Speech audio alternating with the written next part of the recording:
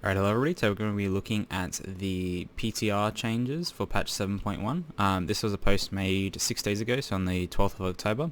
So things are still subject to change, but these are majority of the changes that we're going to be looking at and going into 7.1. So there's obviously a whole lot of mounts, but the real thing we're interested in the class changes. So for the Feral Druids, they're getting a slight single target nerf. We have Restoration Druids, they're getting a slight buff to Cultivation. Cultivation is already one of their strongest talents in their tier of row, so that's a nice little buff to that. The only problem with Cultivation is that it only really works in really heavy raid damage, so it is kind of a niche talent, but it is quite a decent buff. It's like 20%. So the nerf to Prosperity, that's more just bringing in line the other talents. It's not a really huge nerf, but nevertheless. Prosperity really just helps the two charges, just helps you, time out when you're going to be using your Soul of the Forest properly, so that's not a very big major change. So Hunter changes, so they're only just nerfing their movement with the post haste talent a bit, so that's not a big issue, but they're giving big buffs to survival. So Carve damage is being more than doubled, so Carve is their AoE attack.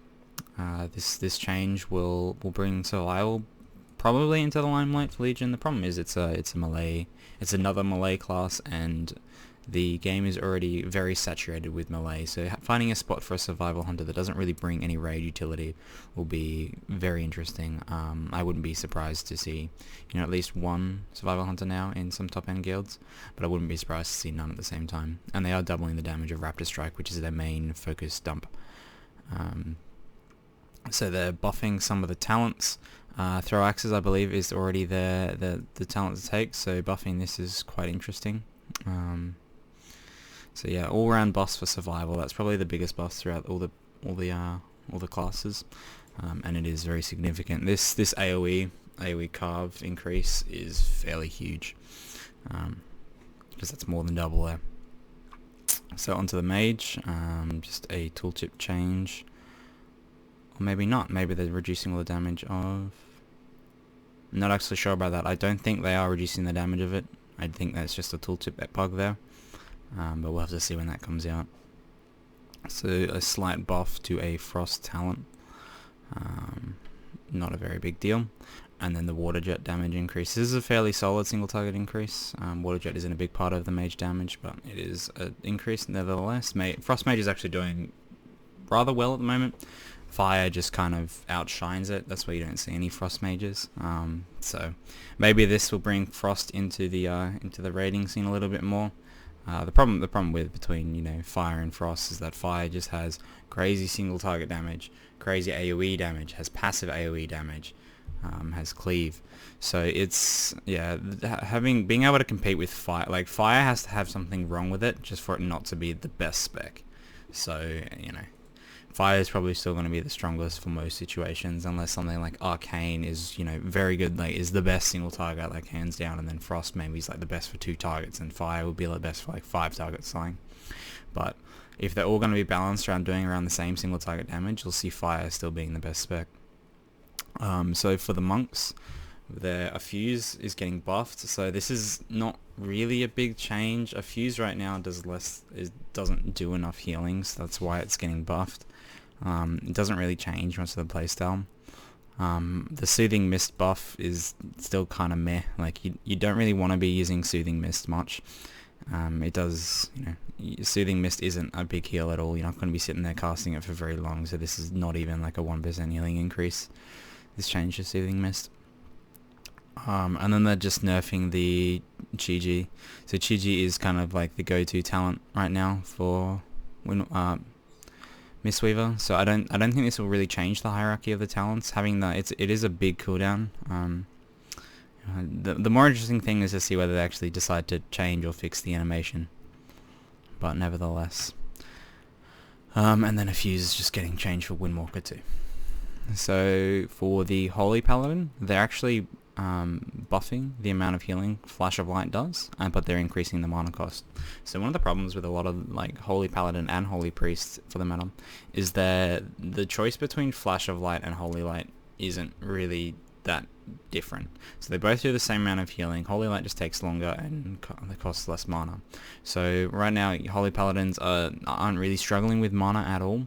So maybe this will, you know, give them that actual, you know, benefit to casting Flash of Light over Holy Light, or, you know, casting Holy Light being a more efficient spell. They're not actually changing the healing of Holy Light, so, and the buffs to Flash of Light isn't really significant. The mana cost is pretty much the biggest thing here.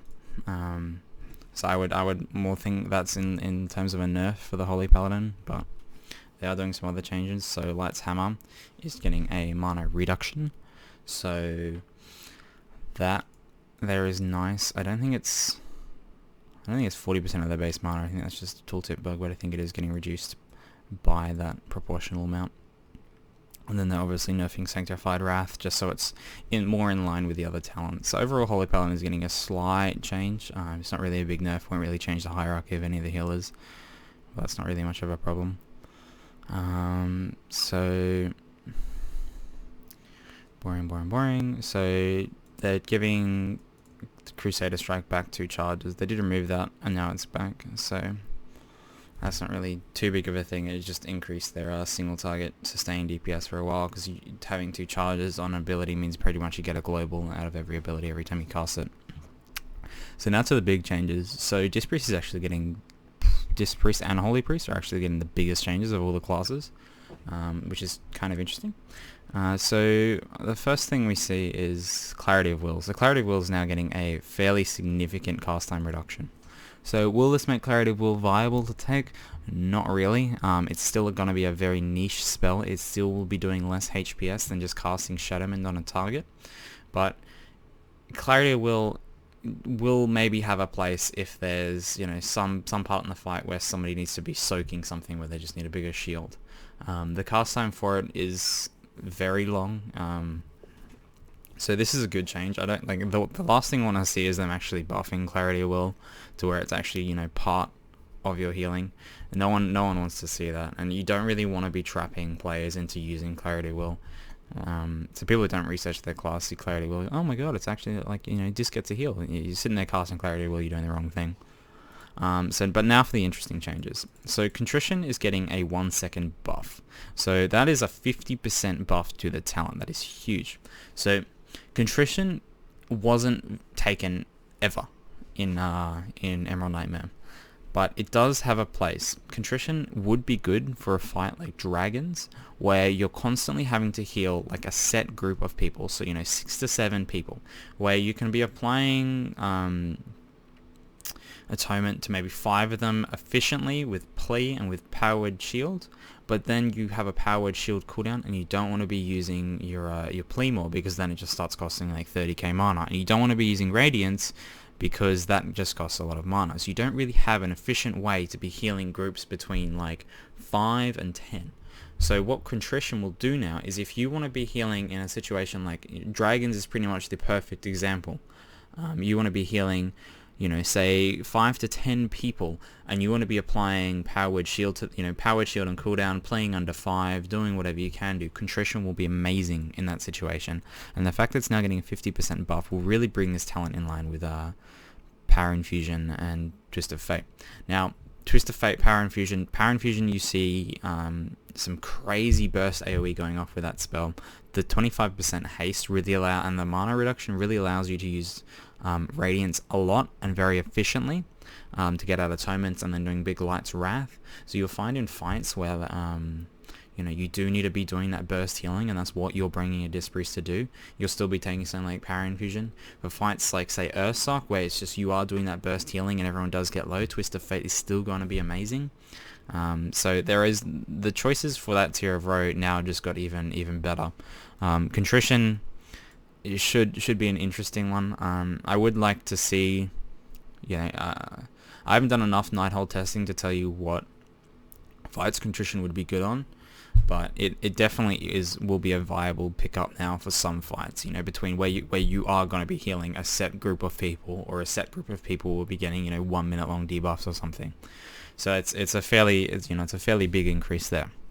So now for the second biggest changes. So Mindbender is getting a mana nerf. So and then Powered Solace is getting an increase to its mana regeneration. So what is this doing? This is more evening out the talent. So right now you find that Mindbender is pretty much the go-to. No one takes anything but Mindbender. And that's just because it does the most damage, and it's only one global, and you use it every minute, and it's a nice burst healing. So you can use it, to line up with your, your burst healing when you're using your Radiance. So Mindbender now is gonna, I think it's gonna be not taken. I think Solace is gonna be taken in favor of it, especially as we get to longer fights. What you found in Emerald Nightmare is that the long fights like Cenarius and Xavier's, you do get mana back in those fights. Now there are fights in Nighthold where the same thing applies, but as the raid damage will start to ramp up, the Disc Priest mana is just going to evaporate if they're doing the same style they're doing in Emerald Nightmare right now. There aren't very many long fights. Dragons is probably the longest, and that really just depends on your raid DPS. So there weren't any 10-minute just sustained control fights going on. So taking something like Solace now will be very, very efficient. So the buff to the mana cost, the mana of Solace is good. I don't actually think it was needed though. I think just the reduction to Mindbender would have been perfect. But the other thing to consider with Solace is that it's essentially replacing one smite, and that smite costs you mana. So every 12 seconds, and this is reduced by haste as well. So it's about 9 to 10 seconds on most people, you're going to be having a free instant cast spell. So what does that mean? That means it's basically every 10 spells you're casting, you're going to have a free spell. So you're having about a 10% reduction on your mana usage by just having Solace, if you're just going to be using the smite gameplay. Obviously if you're using something like Power Radiant spamming, you're playing that sort of playstyle, it won't be as much taking Solace. But the mana regen from Solace now is going to be huge by taking the talent. So that's a fairly interesting change there. So these Disc Priest changes are actually, I think they're really good, and they do bring a lot more choices to the Disc Priest. And then we have some slight changes to Holy Priest. So they're buffing heal. This is very good to see, because right now all you're pretty much doing is you're spamming out your flash heal so you can get back up your Holy Word spell. So heal is almost never used on Holy Priest unless you're going So seeing this change where heal is getting a slight rework, so it is actually it's a lot more efficient now than it was. It's not a lot more efficient, but it is more efficient than it was. So this is a good change to see. So Holy Fire buff, meh, doesn't really matter. Slight Prayer Mending buff, yeah, still a very good spell. The more interesting one though is the Renew buff. So Renew still will be a kind of terrible spell. You really only want to be using on tanks and when you're moving, so you don't want to be padding out Renews on the raid just because it's not mana efficient. So it's alright to see. I'm really interested to actually try and play the Holy Priest style with the legendaries and Renew, and then play your Renew talent at level 100. I reckon that could be quite an interesting playstyle, just pad Renew the entire raid. And this change obviously just buffs that too. So binding heal, mana cost reduction. This could be interesting. 5-mans, it might be an actual viable pickup to take now, but we'll have to see. Binding heal just doesn't really do enough, and it's not really a smart heal. If you're not taking damage yourself, then it is not the best. And the problem with a lot of the situations we're using binding heal is that it's not most of the time it's not efficient, because if you want to be using it to heal say 3 people, majority of the time you're not going to be the one taking the damage. So it's useful in some situations, it's not useful in a lot of them though. So Desperate Prayer buff, this is actually quite nice. The only problem with Desperate Prayer is it's not freaking passive. I have no idea why this is not just a spell Holy Priests get. It is so silly that Holy Priests do not have a defensive cooldown. This is now a very big cooldown, and cool, it's a big cooldown, but you do lose Feather. And we're not Warlocks, we don't have gates, we don't have stuff. You can't just be immobile in raids. There are a lot of fights where you just can't play without instant run speed increases. So Desperate Prayer will be good for some situations, and sometimes you just can't take it. I don't think it's really I think it's a very big oversight not for priests in general, just to have defensive cooldowns. So I mean now like obviously Holy Priest, this is a very very good cooldown. 1.5 minutes, just you lose that.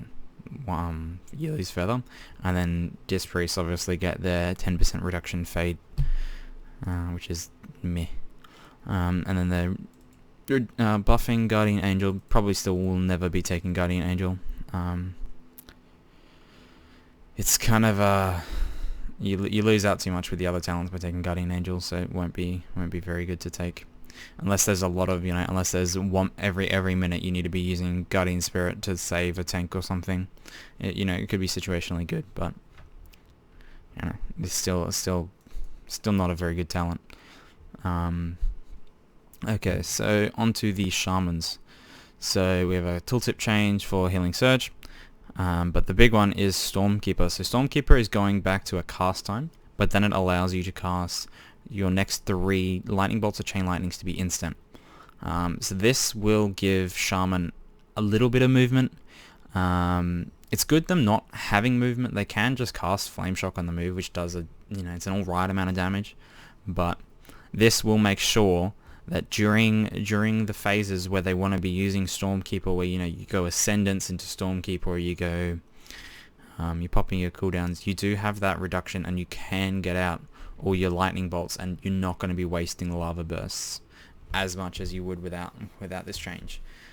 So this change to the cast time doesn't actually reduce any of the DPS for the Stormkeeper. So Stormkeeper being instant cast versus a 1.5 second cast still means it's just on your global, so that won't change a thing.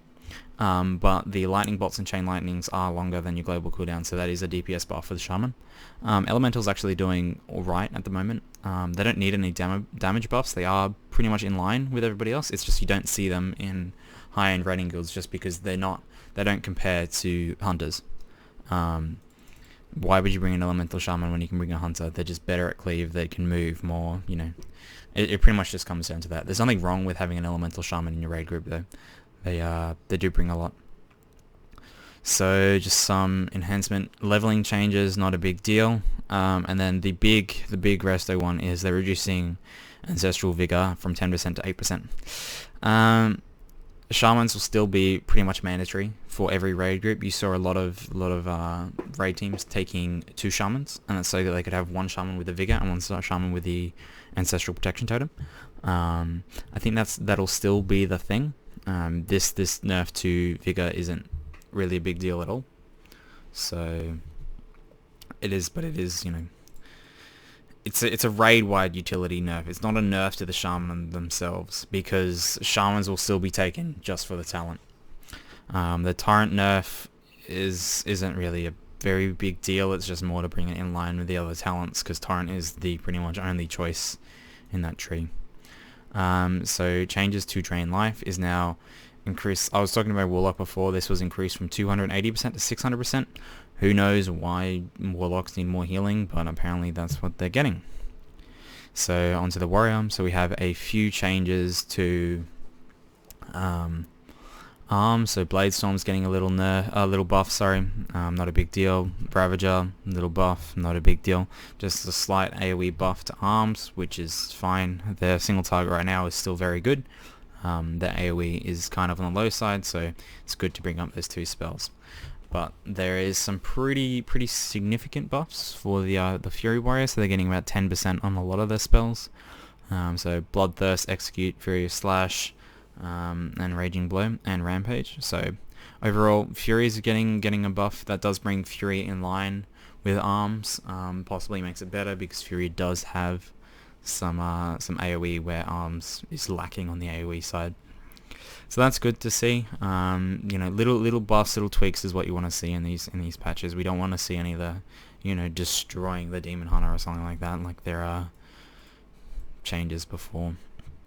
So again, some buffs to Odin Fury, and then Protection obviously also gets the buff to Ravager too. Not a very, the Fury's getting buffs, and then the other 2 are getting some AoE buffs. Not a real big deal. So that's about it for the class changes. I hope you enjoyed this video, just going over some of the changes. Just let me know what you think. Thanks.